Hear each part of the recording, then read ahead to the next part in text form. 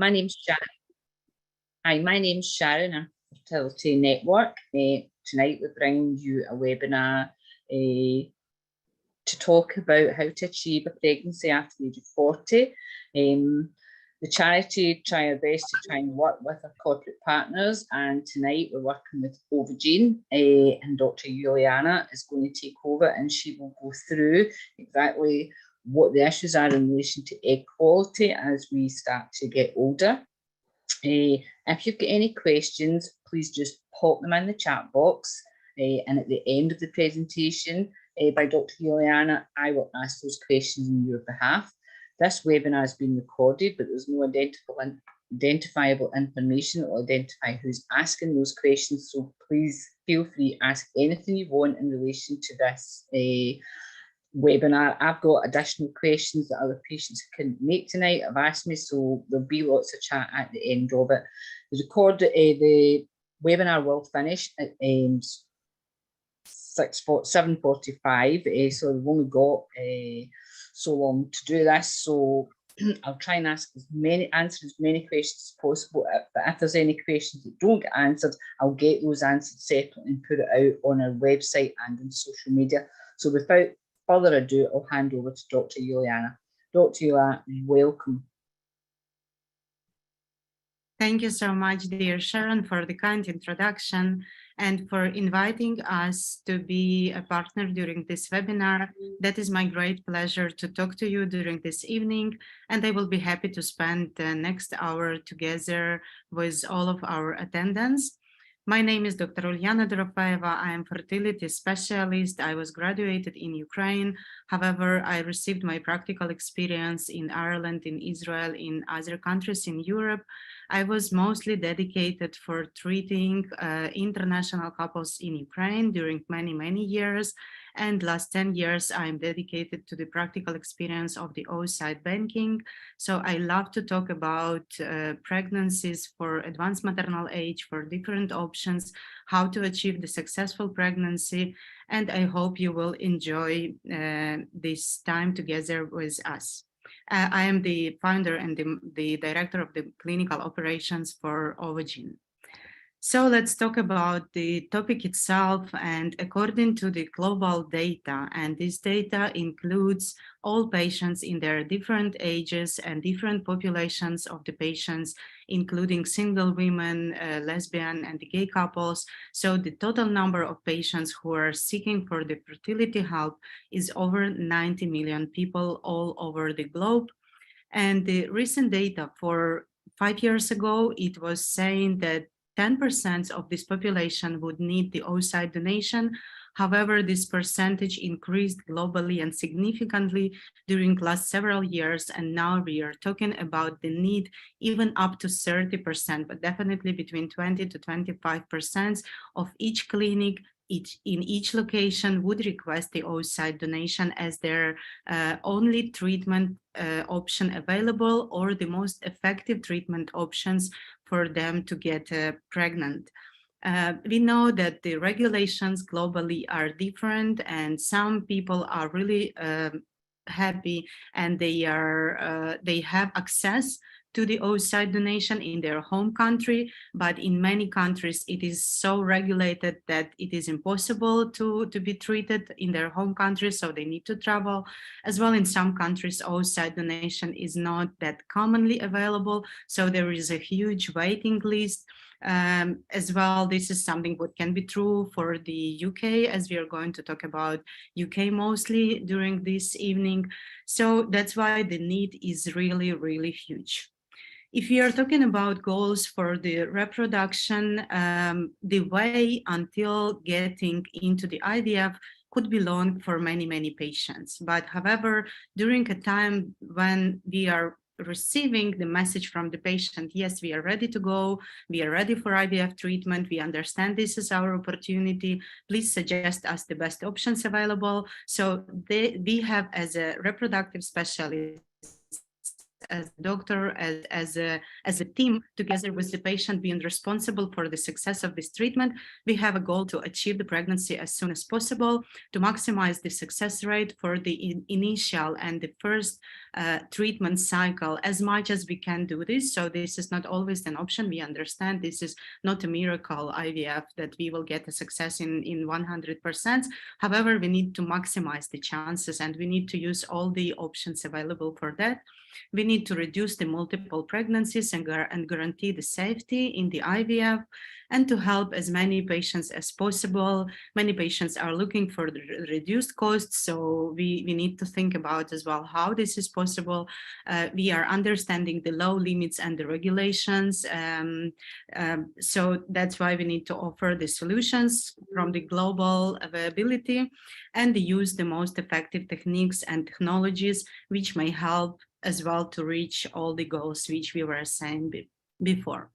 So we need to remember that our biological clock is always running, and for every woman, every minute, every day, every month, we are losing our reproductive potential. And the most effective is to receive treatment and to plan our family until the time of 35 years old. However, this is not always possible, and we understand different reasons, and this is happening, that many of our patients are over. I did the statistics, and for example, our data says that the average age of our patients being treated practically is 42 years old. So this is not always true that we are working with the young population and the positive potential positive outcomes. And the oocytes which we are losing, it's 99.9%. So we are trying to alert all patients that until you are in the fertility age, you are young, you need to freeze your oocytes if this is possible. However, this started to be possible only recently, and until several years ago, almost no, not social medias, not newsletters or the newspapers or the TV or the doctors were talking about this potential. So that's why this option is really limited for many patients, and age is crucial. Also, there is a data which is published in the UK, which is gathered in the UK, and saying that the average age of the first delivery in the world is increasing, and every decade, age of the woman delivering the first baby is increasing by 2 years. And if we will follow the trend, so in 2100, the first deliveries, they will be happening not over 30 years old as it is right now in the UK, and 1 in 25 UK births are women over 40 years old. However, that will be 50 years old and older. And in general, population is living longer, and we are living much healthier lives. And we have anti-aging therapies for many, for our beauty, for many functions in our bodies. So we need to understand that we as a fertility specialists, we need to be ready to offer the opportunities and such opportunities which will be working effectively for such the patients.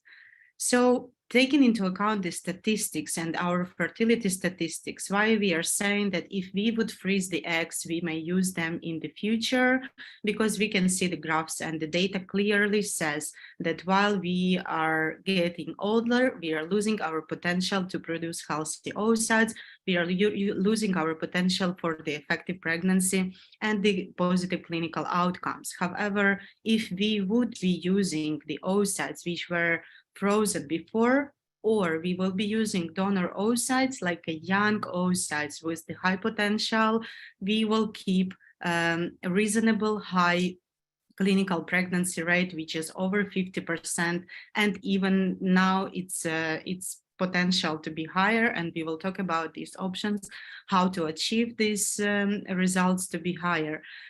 So this is the way how we can achieve successful pregnancy for the patients in any age by using young and healthy oocytes for their treatment. So before moving forward, let's talk about what is the oocyte and which organelles, which structures are important in to keep being responsible for the further producement of the embryo and the baby. So IVF is performed to help to achieve pregnancy, and the poor egg quality is one of the main causes of the repeated failures in the IVF, and this is predominant if you are talking about what is more important, egg or the sperm. There were a lot of discussions about this between the patients, between the doctors, and even the scientific society. So we have one of the ideas, scientific idea, that 70% for the treatment for the further development of the embryo, this is the responsibility of the egg, and the 30% it's a responsibility of the sperm. So the quality of the oocyte is mainly determined by the small organelles which are located in the cytoplasm of the egg. So you can see a big cell on the screen, and the big round circle is cytoplasm. The small round circle on the top, it's a polar body.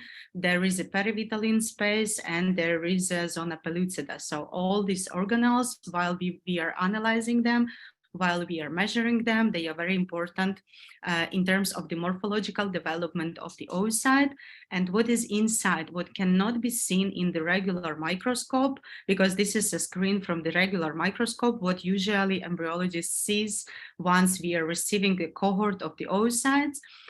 So inside of the cytoplasma, these small organelles, which are really important, are the mitochondria and the spindle. So what is the mitochondria? It's like a battery for the cell. Mitochondria is producing the energy for the further development, for the proper fertilization, and for the growth of the embryo until the blastocyst stage and further. So this is very, very important part of the oocyte, which is responsible for its function. While we are getting older and the oocytes are getting older, we are losing the numbers of the mitochondrial DNA, and the mitochondrial DNA are losing their potential. So they are producing less and less energy. This causes the problems with the fertilization, with the calcium being sent further and over during the channels. So with the aging, we are getting the mitochondrial dysfunction. This is how we see the lower fertilization rate, lower blastocyst development, and the higher aneuploidity rates in general for the production of the embryos in the cohort. As well, we have very important organelle which names spindle. Spindle is responsible for the dividing the DNA equally. So this is a potential, it's a genetic potential of the egg in order to produce, to have a zygote, to have two pronucleuses inside the cell, which further will develop to the embryo. So if we have problem with the either mitochondria producing the energy for the cell, or we have problem with the spindle, we will have no fertilization and no further development for the embryos. How can we determine the spindle? It's from one side technically very easy process, because you need to have an equipment and you need to have a knowledge about this. But so you can determine this with only a special software and the polarization microscope, which is connected to the regular microscope. And this is how you can see the spindle.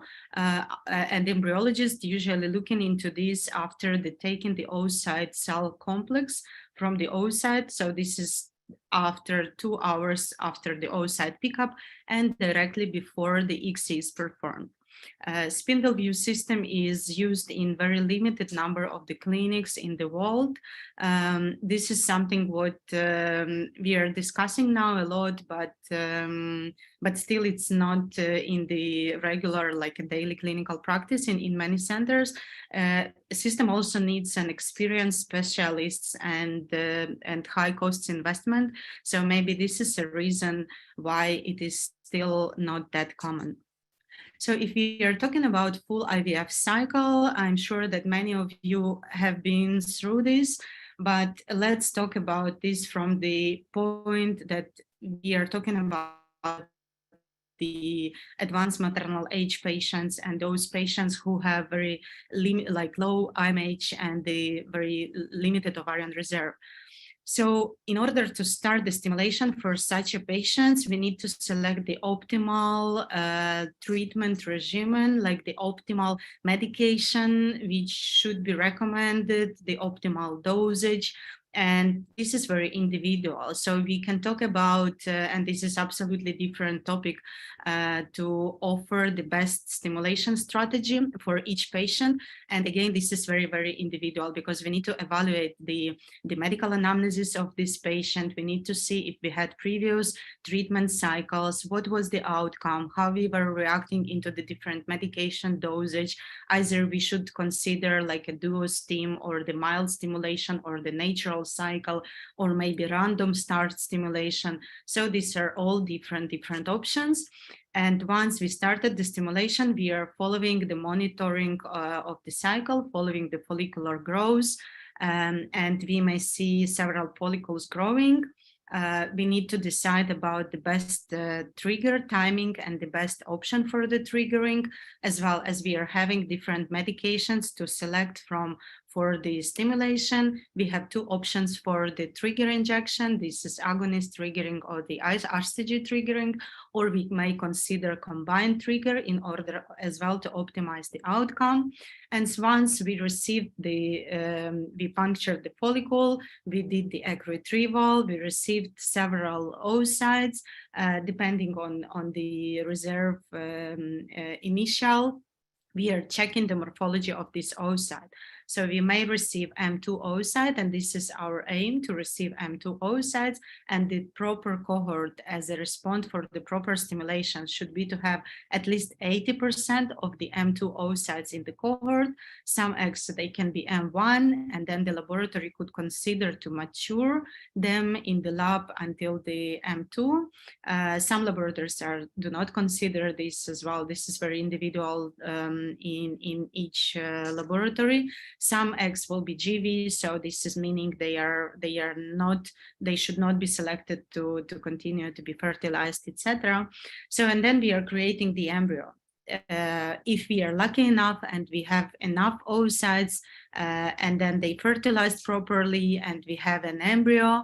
So for this category of the patients, genetic testing of the embryo really should be recommended, because there is a high presence of the aneuploidity rate of the mosaic embryos and the aneuploid embryos, which should not be recommended to be transferred. Because if we are getting back into our goal to optimize the success rate and to maximize the chances, so the NGS testing for the embryos, this is the way how to optimize the chances, and not to give to the patient false expectations of just having a transfer of non-tested embryo with the high potential for this embryo to be aneuploid. So that's why the NGS testing really should be recommended. One of the options for the patients can be, for such patients, if we receive very limited number of the oocytes, is to repeat the cycles and accumulate more oocytes or more zygotes. However, this is not always the option, not always possible options for every patient. So that's why they need an alternative, or they need some solution which will give them higher expectation and higher success rates. So this is the data which is coming from the huge population of the tested oocytes. So you can see how the aneuploidity rate, or the percentage of the abnormal embryos, is increasing with age of the patients. So already for the young patients in any age, even for the oocyte donors, and we were very curious about this, and we actually proved this on our data of the donor oocytes. We did the testing of the polar body. So we saw the small circle on the top of the oocyte. So we did the biopsy of this polar body from our donors, and it was almost 2,000 oocytes, and we test them, and we received the 24% of those eggs, they were aneuploid. So this is a genetic testing of the oocyte. So still, every woman in any age is producing healthy genetically healthy and unhealthy oocytes. So this we need to consider. However, if this is a young patient, so this is only 20 to 30%, as we also have proven. If we are over 35 years old, it's already 40% of those oocytes and the coming embryos, which will be aneuploid. If we are up to 40%, it's already 50%. And if we are over 40 years old, we have even much higher percentage, like 70, 85% or so. That's why it is so important to test. If we have an option to test the oocytes, that's great. If we, at least, if not, so we are testing the embryos and then optimizing. We are transferring only euploid embryos. Euploid embryos have a high potential to implant. For those patients for whom we are receiving only few oocytes, or we have a huge risk that out of this cohort of the oocyte, we will not receive the blastocyst, or we were not receiving in the previous cycles, we really would recommend the combined oocyte donation cycle, so-called. That's usually recommended for the patients with the low ovarian reserve, for those who are not fully ready just for the regular oocyte donation, but they would like to have a last trial. They want to have still one chance to create their own, produce their own oocytes, create their own embryos. If that will not work, on a day of the oocyte pickup, we are offering to thaw several oocytes, like another cohort of the donor oocytes. At the same day, they are fertilized with the partner sperm, and we cultivate them in two different dishes simultaneously, and we are controlling how the embryo development is performed, and we are selecting these embryos which are high quality blastocysts, or we may decide to test them first as well, but at least we are not losing potential of having blastocysts in this cycle, and we are not losing the fact that we are having an embryo transfer, which gives us the hope and the potential to get a clinical pregnancy rate. So if we are talking about causes of the poor oocyte quality, in addition to the fact that this is a maternal age and diminished ovarian reserve, these can be genetic factors, severe endometriosis together with the age, or the mitochondrial dysfunctions for some patients. So for those patients, as well as for the same-sex couples, for the gay couples, the only solution how to receive the pregnancy and how to continue with their family planning is to use the oocyte donation.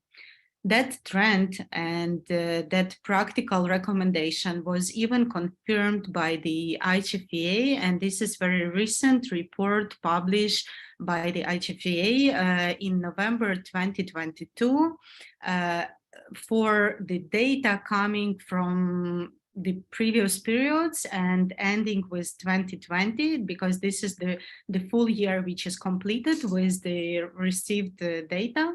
And the facts from the conclusions of this report are that the donor conception leads to more than 4,100 births in 2019, which is much, much higher than in the previous years, and nearly 1 baby of 6 babies born using IVF in the UK. This is a donor embryo coming from either donor egg or the donor sperm being used. More than half of the new sperm donors, they were imported materials. So country IGFA allows the biological material to be imported from other producers. So this is for sperm, as the data showing it's imported from the US or the Denmark.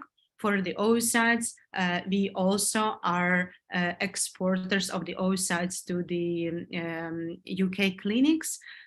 So we are also in a small presence, because that was a timing when we just started our activities in the UK, but still the oocytes could be imported, and they are imported, and they are available for the immediate treatment in the UK clinics. Also, the IGFA is supporting donations locally, and this is a great and respectful decision of the IGFA for sure, because as well we are coming back to the fact that globally there is huge need. But even if they are supporting, and the fact say now that this amount of donors which are available in the UK, they are not enough to cover all the needs of the intended parents and the patients who are looking for the options for the oocyte donation. Asian and the Black donor were underrepresented compared to the UK population or the European population. And the generally report, and we all know that in the UK, different ethnicities and patients of the different ethnicities live, and they need a solution. So if there is no availability of such donors in their home country or country they are living now, so the only option would be to travel. But if that would be enough donors, that would be just great to receive treatment in their home city, in their home country. Very important, and this is something what even motivates us to do more and to do better. It's the fact that IVF birth rates for patients aged 43, 50 years old increased from 5% then using their own eggs to 30%. And I believe that this is a data from just one individual cycle. And if we are talking about oocyte donation, we need to talk already about cumulative data. So cumulative data, this is the clinical outcome, which is coming from several treatment cycles, several embryo transfers. So cumulative for oocyte donation definitely should be much higher and is much higher than 30%. So this is really great for such age of the patients. These donors, they are non-anonymous, so IGFA supports also the fact that the offsprings, the children which will be born, they will be able to get the information about their donations. So just as an example of how the algorithm works and how usually the oocyte donor is selected, this is a data which is coming from our donor recruitment, and these are our figures for the just last 6 months. After we are receiving, and we received 841 initial donor contact, either as an online form or the consultation with our specialists or the phone interview from the potential donors, almost 1/3, they were not accepted after that initial talk. So they were not compliant with the basic requirement. Or they were not passing after evaluation and the initial consultation, or they refused by themselves after they learned about all the algorithms and everything what is needed for the program. Another 1/3, they were not accepted by our clinical team already after the medical investigation, the ultrasound being performed, the IMH level being measured, and the gynecological consultation performed. Some were excluded after infection disease screening, and some after genetic screening and the chromosomal investigation, or the hereditary anamnesis being performed by the geneticist. So generally speaking, only 3 out of 10 candidates will become a donor. So this is a very time-consuming, very responsible algorithm of how to select a proper donor. Of course, they are all aware about good clinical practice recommendations for the information provision for those who are using or participating in the reproductive donation. So for donors, they are participating in the IVF treatments, they are participating in the reproductive donations. So there are lots of recommendations and the good clinical practice rules which we are discussing with them, and they need to agree and to follow them. Other criteria for the oocyte donors, these are, of course, the young women between their age of 18 to 30 years old with the perfect physical and the mental health. They are fully screened, including genetics and all infection disease panel, everything. They have proven fertility according to our law, so they need to be mothers. They have at least one healthy child of their own, which also brings a lot of advantages for the further clinical efficiency and the clinical outcome. And they have no hereditary illnesses and the negative phenotypical signs.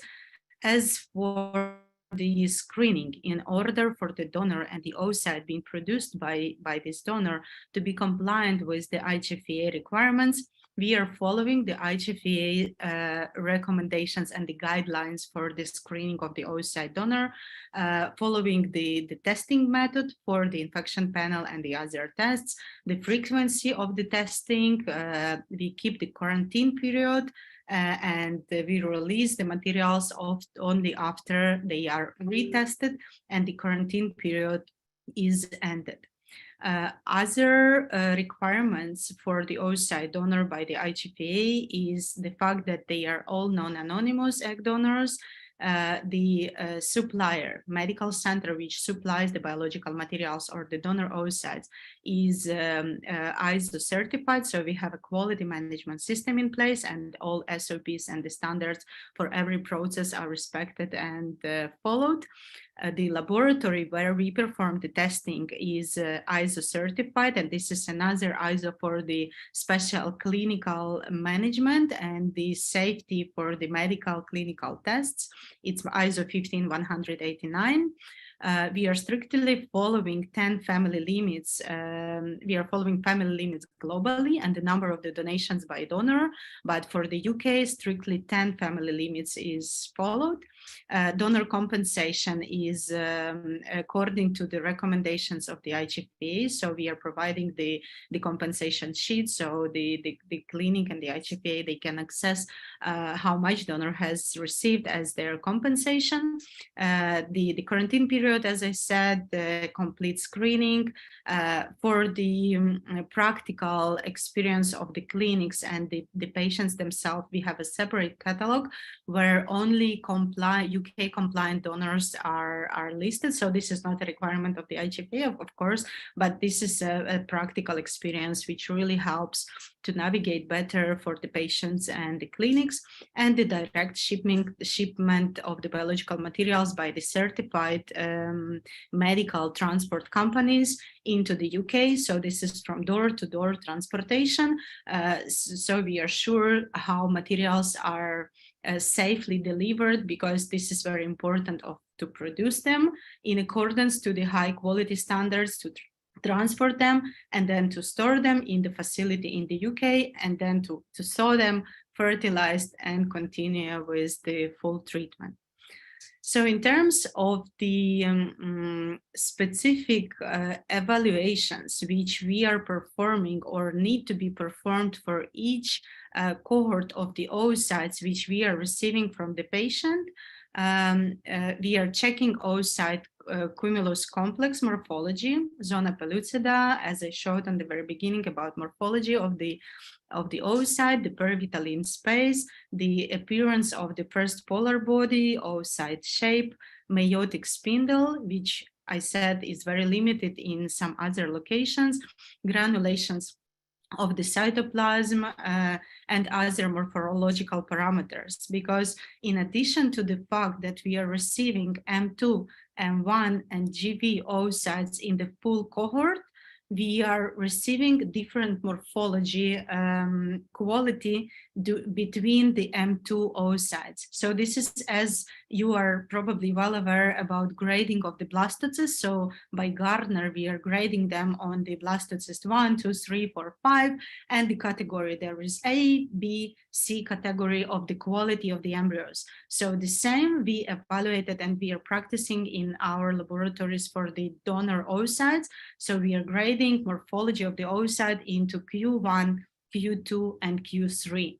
And only Q1 oocytes, which are coming from the cohort of M2, meaning not every M2 is Q1. So some M2s, they can be different shape, they can have too thick zona pellucida, they could have no spindle inside of the eggs. So these eggs will not be used for the further oocyte banking usage. They will be deselected, and we are not going to recommend them to the patients.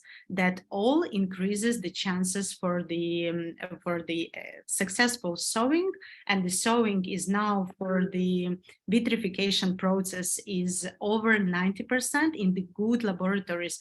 Our regular sowing survival rate is 95% and up. So this is possible to use really effective all these biological materials.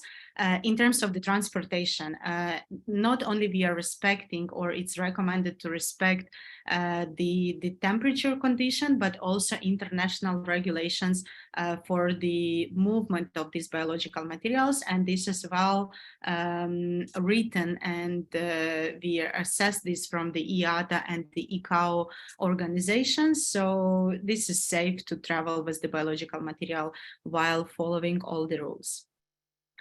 Also, as an almost unique option for the oocyte banking, and something what increases practically the usage of the donor oocytes and the potential outcome, this is the fact that we need to check if there is a spindle in the egg. This is what we were talking on the beginning of our lecture, that if we see that there is a spindle, and also we can determine the location of the spindle, this is very important for the further fertilization. So first we are checking the spindle is present in the egg. This gives a potential to this oocyte to be properly fertilized and produce the zygote in the future, like 24 hours later. And also the fact where the spindle is located. Usually it should be located opposite to the polar body. And the embryologists, they know that because spindle is located opposite to the polar body, they need to inject the sperm while doing ICSI in the proper place, based on the fact where they see the polar body, because the polar body is seen by the regular microscope. Spindle is not seen by the regular microscope. So this is how we are trying to avoid to destroy the spindle while we don't have polarized lights in the laboratories. So that's why we are checking where is the presence of the polar body, and we are injecting in the proper place where should not spindle to be located. But sometimes spindle can move, and it can be located in the different locations in the different place.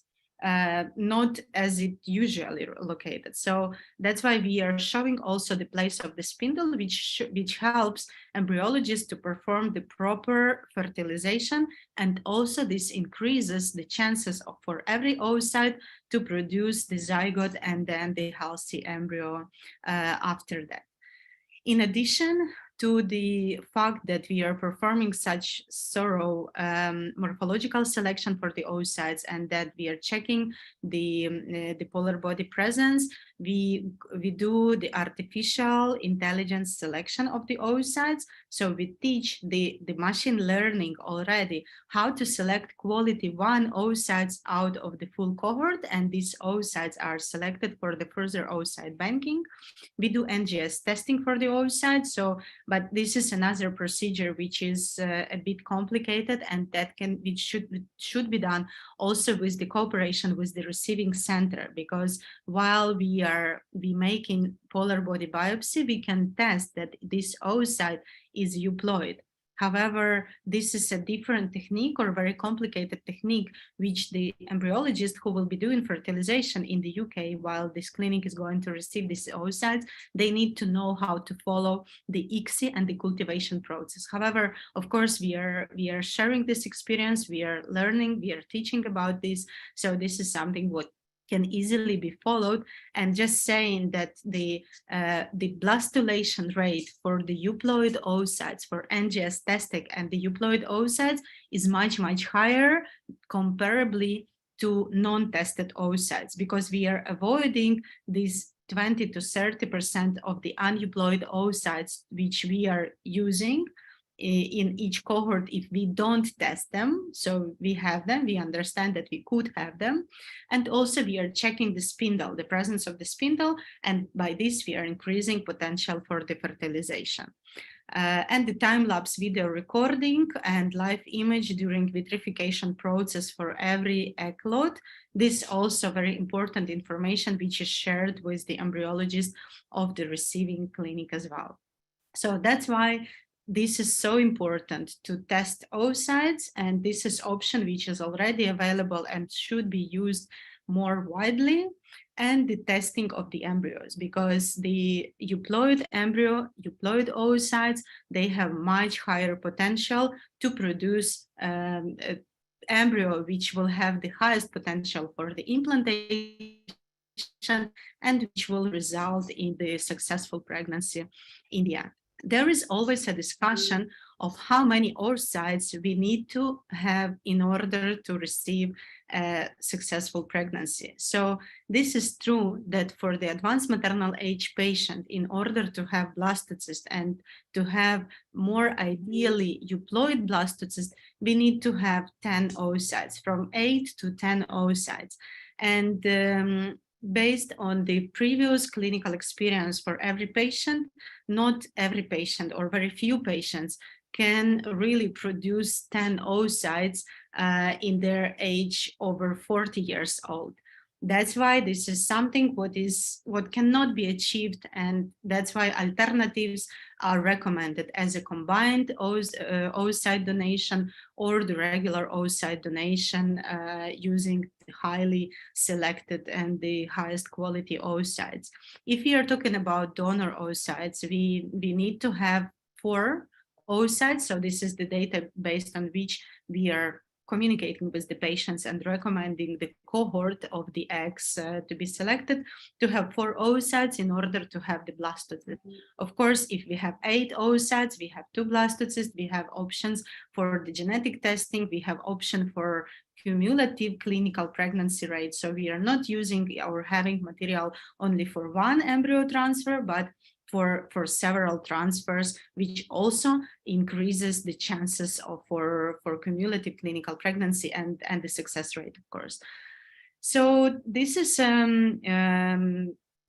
topic which I like to talk about, because, you know, what if we would have unlimited potential to have unlimited treatment cycles? What would be our clinical pregnancy rate? What would be our success? And this is a data coming from Israel, from a country which where government is paying for the treatments of the patients until they have 3 children in their family. So for them, it's very easy to follow multiple treatment cycles, because patients are receiving these cycles. Not every patient can have even few, 2, 3, 5, 8, 10 treatments. So and the data says that in case we have unlimited treatment cycles within 4 years, we are receiving almost 100% chances to get pregnant. So meaning we are trying more, we are receiving higher clinical pregnancy rates, and we are closer to the success with each treatment cycle which we are performing. Medical considerations were when to stop or when to consider to stop using your own oocytes and to think about oocyte donation. This is a number of cycles which you have been undergoing before, number of the follicles which are growing or which are responding to the gonadotropins, number of the oocytes retrieved in these stimulation protocols, and quality of these oocytes. IMH level as an initial data, and the blastocyst formation. So the fact are forming the blastocyst or we don't. So based on these questions, answers, we need to think about the alternatives and when to switch from one treatment option to another. So again, a huge data saying for cumulative treatment cycles and the cumulative efficiency, and that even if we have advanced maternal age patients, but we are doing multiple cycles, we are increasing chances for getting pregnant. So we were talking a lot about how to get an embryo and how to get a healthy embryo. However, this is also important to notice that implantation potential is different in every patient. And still, the diagnosis, which is called unexplained infertility, still exists. So you could have been diagnosed, some doctor could write you that this is unexplained infertility. However, me personally, I like the fact, and this is a thesis which was delivered by the well-known professor, which is still practicing. He's very old, but he has been treating many patients from the US.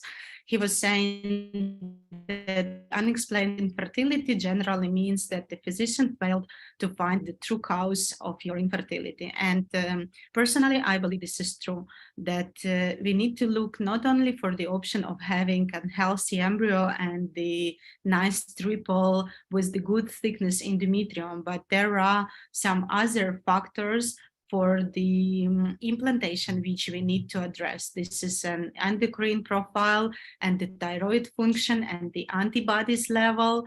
This is the immune system activities. This is the window of implantation and many other factors, receptor activities, etc. So this is something what also needs to be considered. And while we are treating our patients, now I'm located in Europe, in Slovakia, but patients can come. They cannot come into Ukraine to receive their treatment due to the situation which is happening, unfortunately. But we had many patients who were visiting to be treated. So these are all factors which we need to address, which we need to check prior to the fact that we are going to do an embryo transfer. So this is how we can optimize the clinical efficiency, how we can optimize the quality of our treatment in general, and to receive as high results as possible during the first embryo transfer attempt, as I said on the beginning of our conversation. So to conclude my today's talk, oocyte banking is the best solution for the effective egg donation treatment. We are having loads of data to prove this, and we used to say that the gold standard was to use fresh donors for the fresh oocyte donation. However, with the presence of the oocyte vitrification, with the high skills and the good experience for the laboratories, both clinicians and the embryologists, oocyte vitrification is the same, equally effective as the fresh oocyte donation cycle, even having some more additional benefits as the immediate availability of the oocyte, proven availability because donor can mix up the trigger. We never know how many oocytes she will produce. We need to synchronize the cycles for the fresh cycle and for the vitrified we don't. So there are many benefits.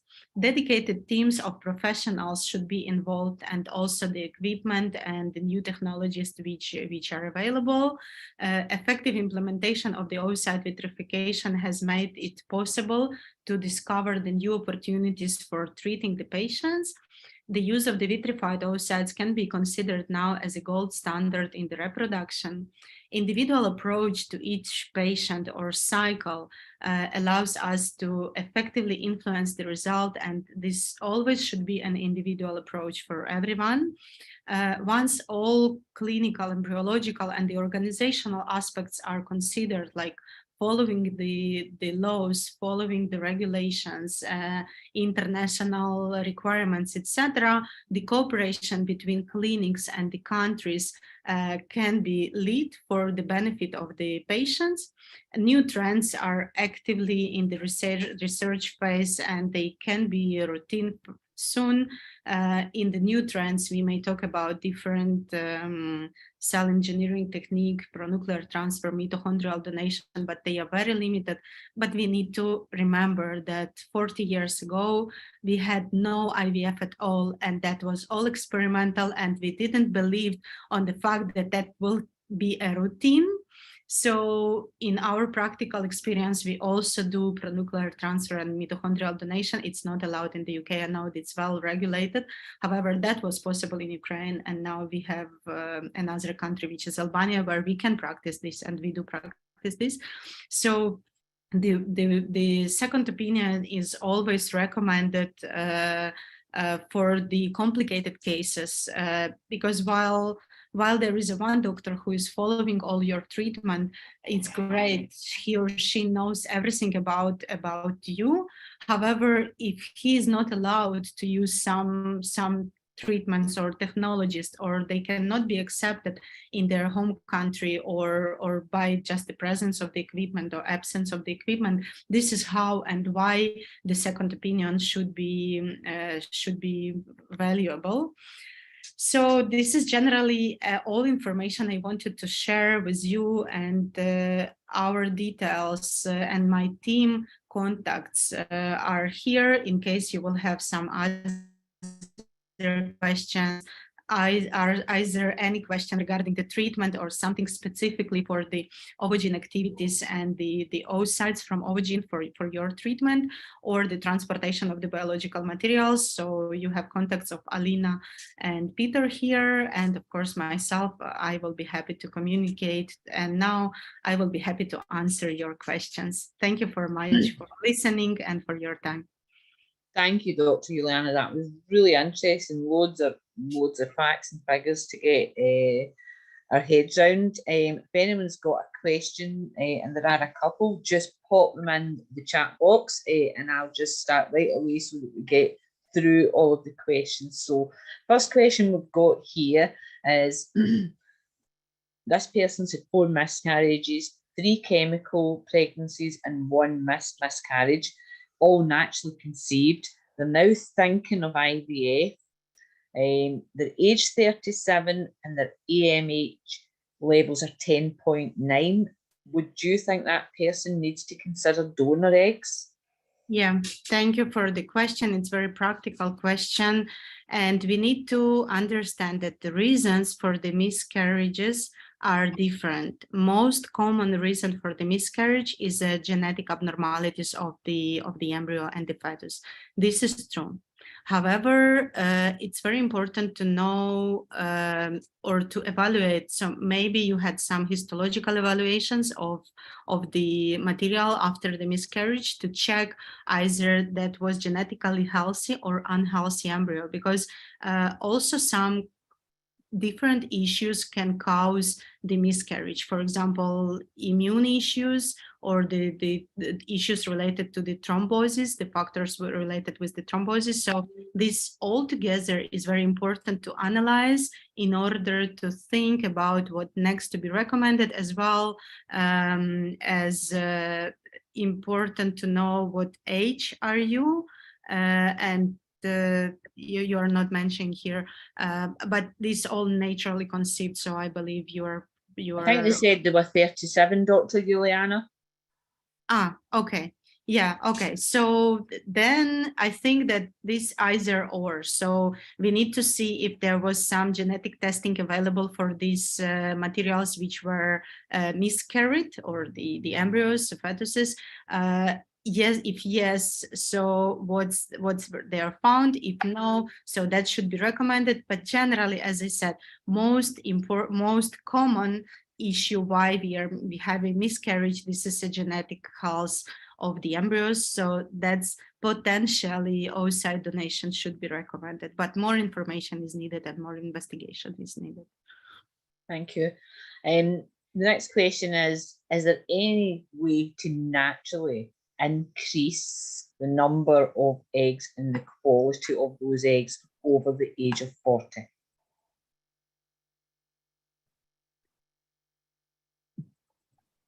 So can you natural ways to increase the egg quality over 40? Yeah. This is there are different points which we may talk about. These are supplements, vitamins, antioxidants, androgens, which are also included in the supplements, etc. But if we are talking about proving either this is really effective or not, so there is nothing to be really proven to be effective. As a complex solution, this may work. However, again, we need to have the stimulation, we need to produce the egg, we need to control the quality and to analyze the quality of the egg and the embryo which is coming from there. There is a PRP as an also experimental treatment technique, which usually it works for some category of the patients, and also we used to recommend this and we used to practice this, but it helps to produce more eggs. However, it still is not changing the potential for the oocyte to be euploid or uneuploid. So we just need, meaning we need to have more initial number of the oocytes in order to statistically or mathematically to receive this euploid oocyte and euploid embryo out of there. So this is something what really works. So if we do more cycles, if we accumulate the materials from each cycle and then we test them, so this is how we could assess healthy oocyte or healthy embryo. But nothing else is to be really proven. Thank you. And another question here. Could you talk about the AMH and AFC levels in women over 40 and what those implications have?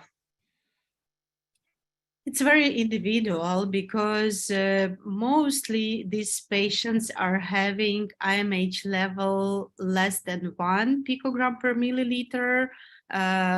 But some patients who has been PCOS patients while they were younger, they could have higher IMH level and higher number of the antral follicles to be present.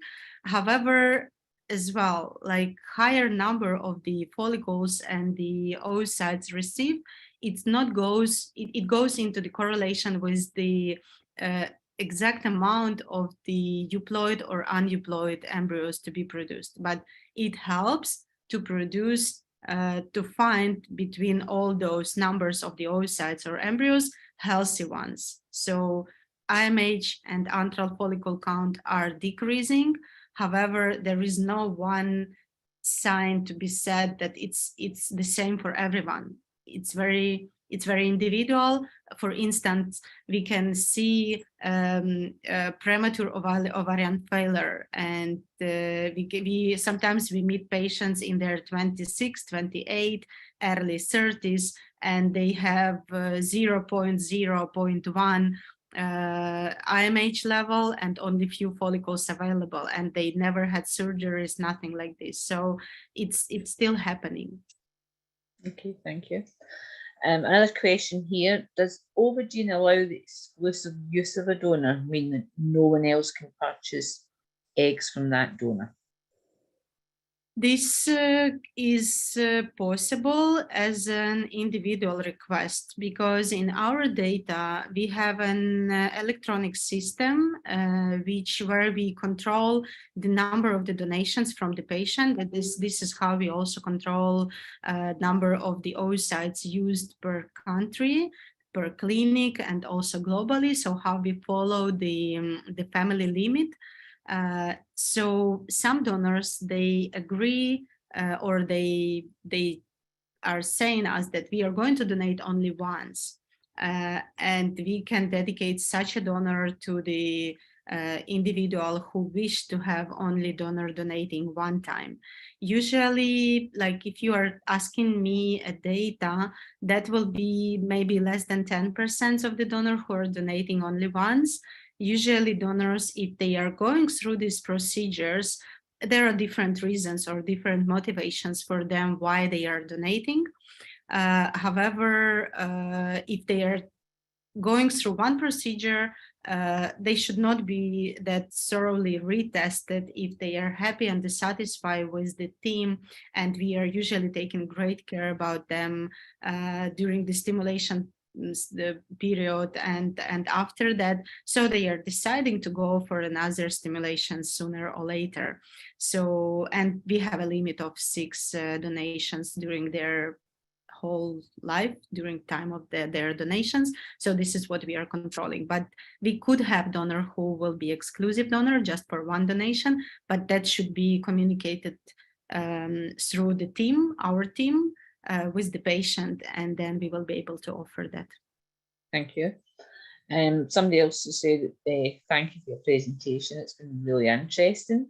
And what they're wanting to know is, do most people travel to your clinic or do they have their eggs transferred to the UK? No, I would, maybe you didn't understand me during the webinar, but I am supporting the fact to build the relationships between the clinics. So I used to treat a lot of patients myself while I was in Ukraine, but that was already a long time ago, like last year, which was really busy. It was 2019 before the COVID. And we've been treating patients from over 30 countries, and we were extremely busy there. Now I'm located in Slovakia. I do not recommend anyone to go to Ukraine right now. It's really risky, dangerous, etc. But still, many patients, they have their embryos stored in Ukraine. So we, from our clinic, we took the storages, we took our banked eggs and the embryos, which were embryos of the international patients, and we moved them into the EU, and they are now stored in the licensed facility in Slovakia. And this is how patients can be sure about safety of these materials, and they could have their treatment continuous in these countries, or they could ask to ship their materials somewhere else where they can continue their treatment. So, but I'm not, I like to treat patients myself, and I'm happy if you would consider to do this, but I am supporting the fact that if this treatment option is available in your home country, we would better work with your clinic or medical facility to import the biological materials, and then you will have an option to be treated in your home country with your clinicians. That will be really comfortable, and this has lots of benefits. So I've been involved as a medical coordinator many years ago. This is how I started to be involved in the IVF in general. So we were creating embryos, and we were sending this to the another facility, and these embryos were transferred in that country to the patient. So that works perfectly. Just clinical teams as the doctors and the embryologists, they need to communicate, to work together, and then the patient would receive all benefits as being treating in home country. That's why I mentioned about how we comply with the IHFA requirements, and that we are listed in the IHFA list of the third-party suppliers.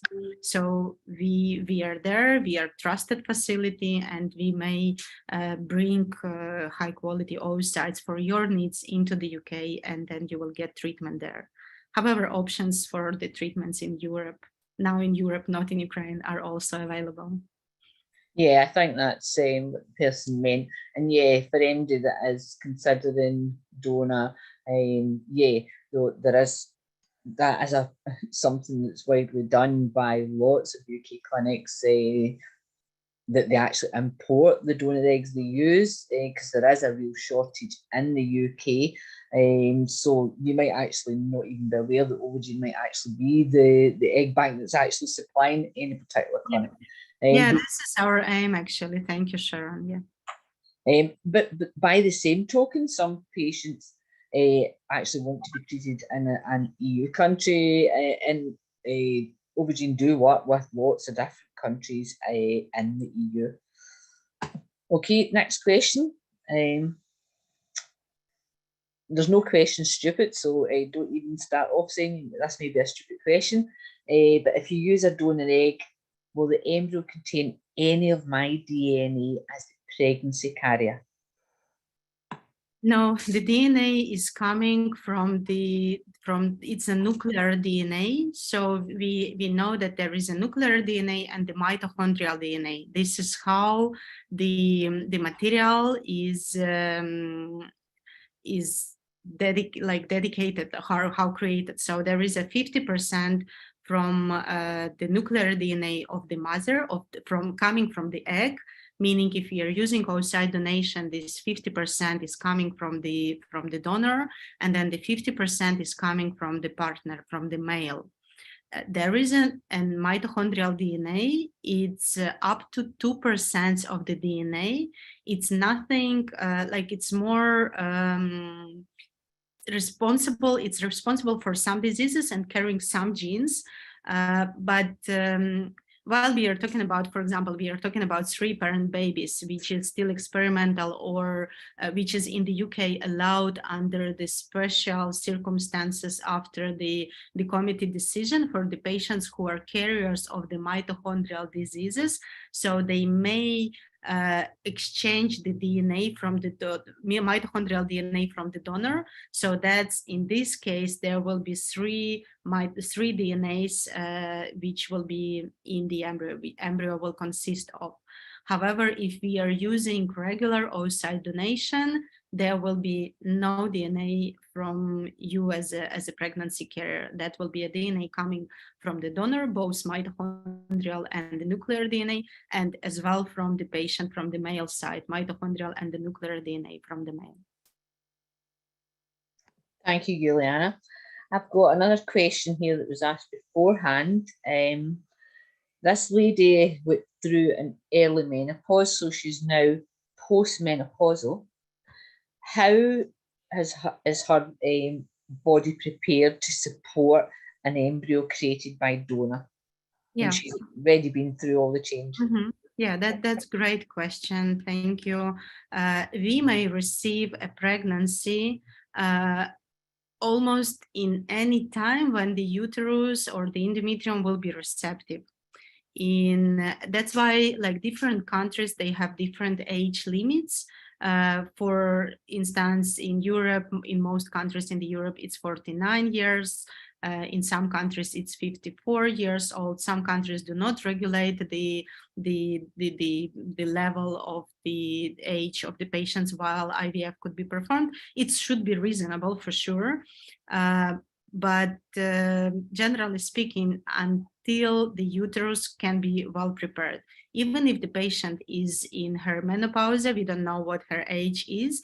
However, if she has the uterus, we need to get it cycling again. So we need to give her hormonal replacement therapy in order to start cycling her uterus, meaning she would need to get back her periods, at least several periods. Also depends on what is the size of the uterus, because this is important for the further pregnancy care. So that should be at least 35 millimeters. That there are some measurements which we need to start with in order to confirm that we can transfer, and that will be safe for the patients.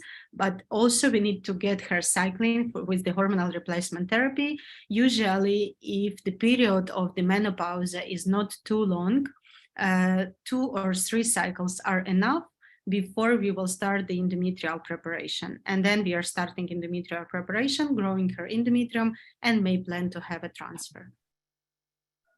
Thank you. Somebody's asked about oocyte rejuvenation, which is not something that is available in the UK.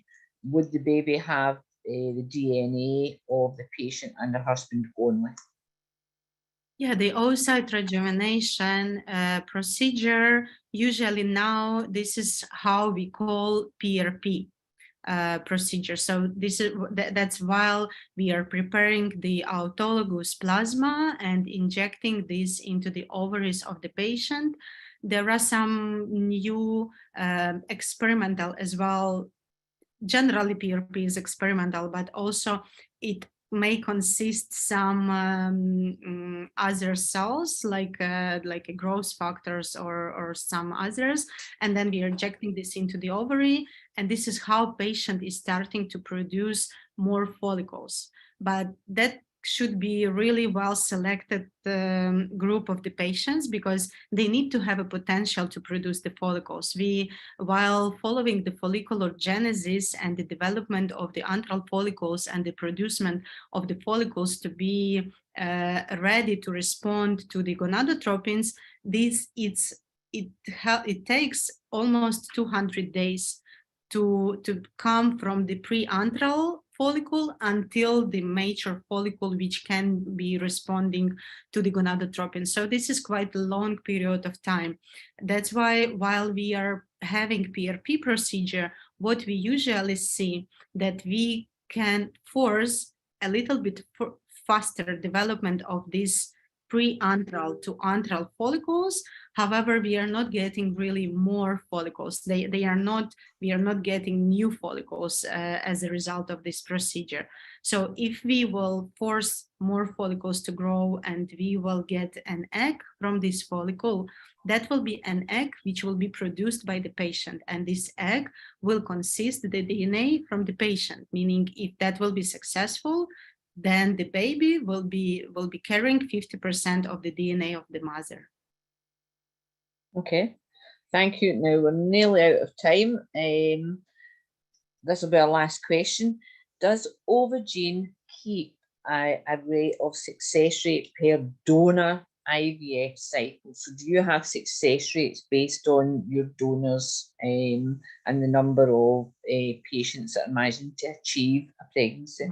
Yes, absolutely. Absolutely. This is very important parameter of, as I said, initially we are selecting donors only based on the characteristics, initial characteristics, antral follicle count, IMH, if she is healthy, etc., etc. But once we are deciding to continue with these donors or invite them into the next cycle, so we are evaluating the maturation rate of her oocytes, like a full cohort of the oocytes, then Q1 oocyte percentage out of the full cohort of her oocytes, and then the efficiency, of course. So we are asking every center, like in case the treatment was not performed by us, but we send these eggs, for example, to EV London or to City Fertility. So these are the clinics we are working with in the UK. So while they were using these oocytes, they are sending us the efficiency report back so that we know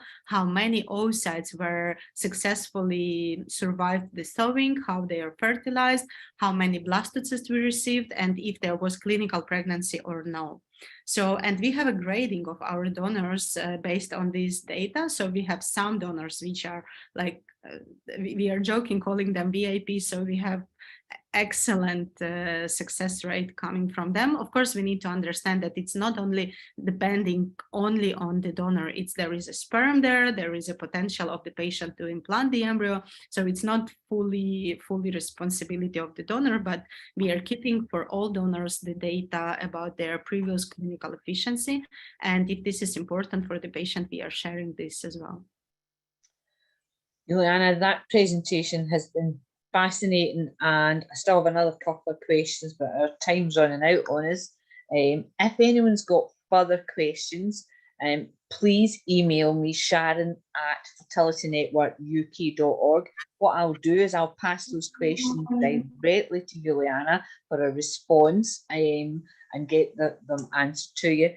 Can I thank everyone for attending, and for the people that didn't make it, but will watch this on the pre-record sometime later. That also goes for you. If after watching this you think, oh, I wish I had the opportunity to ask a question, just pop me that question over and I'll get that response from Dr. Uliana. Once again, Dr. Uliana, I just want to thank you for taking the time, and to Ovogene for giving us your time to actually come along. It's been really educational and been really interesting. So thank you everyone for attending, and I thank you especially to Dr. Uliana.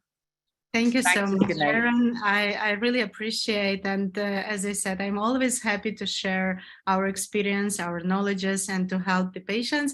I promise we will answer all the questions, so do not hesitate to write us.